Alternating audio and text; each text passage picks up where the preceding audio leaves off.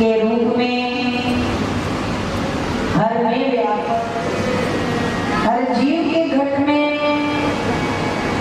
छुपी हुई अनंत भरी दौलत को लुटाने के लिए और उसी आनंद से जीव को सराबोर करने के लिए उन्होंने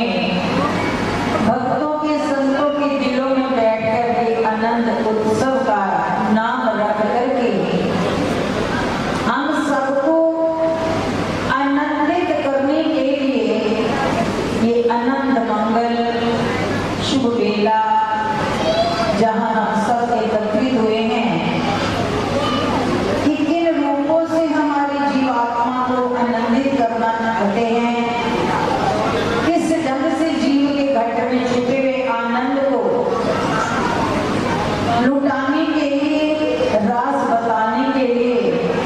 ये समागम रखा गया। तो सच है संतों का पुरुषार्थ और गुरु महाराज जी के प्यारे सेवक मलिक साहब जी, समस्त उनके साथियों का ये पुरुषार्थ जो हम सब देख रहे हैं,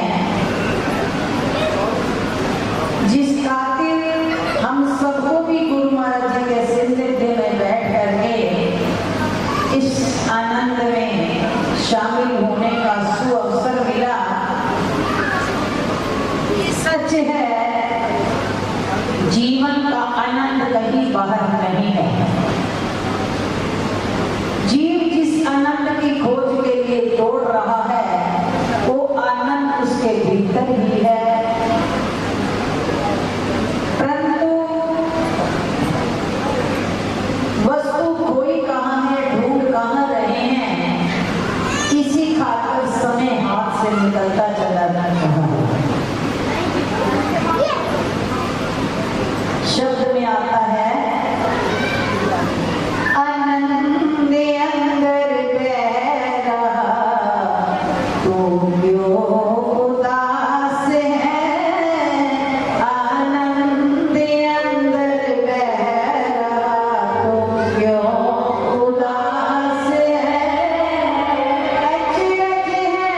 जल में रहते भी मछली को प्यास है,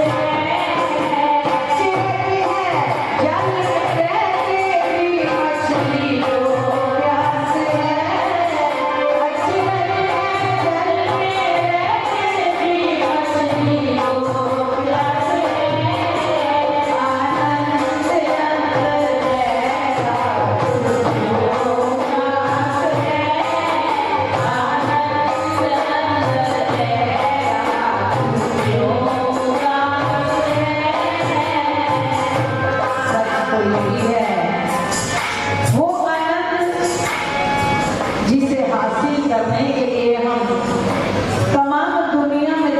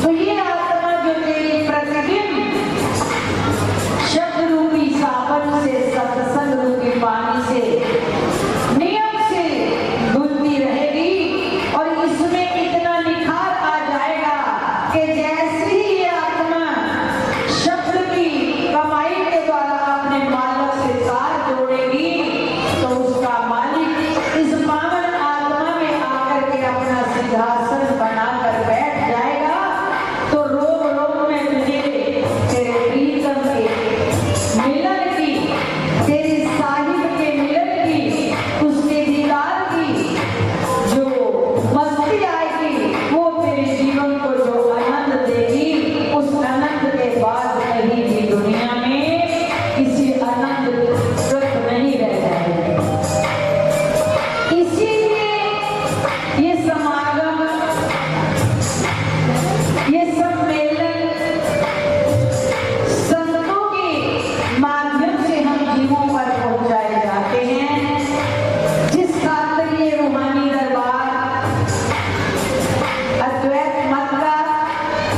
श्री नंदी निवासी भगवान जी ने बनाया और आज दुनिया के कोने कोने में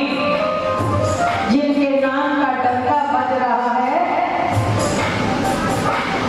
उनका लक्ष्य एक ही है कि मैं तो तेरे पास हूं, पर तू मुझे मिलने की कोशिश तो कर। मेरे करीब आने का रास्ता भी मैंने तुझे शब्द रूपी सीढ़ी के द्वारा बतला दिया, संतों के माध्यम से।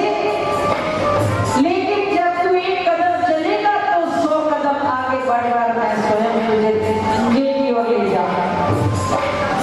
परंतु एक कदम प्रयत्न तो तुझे ही करना पड़ेगा। इसी कारण से हमारे मालिक के प्यारे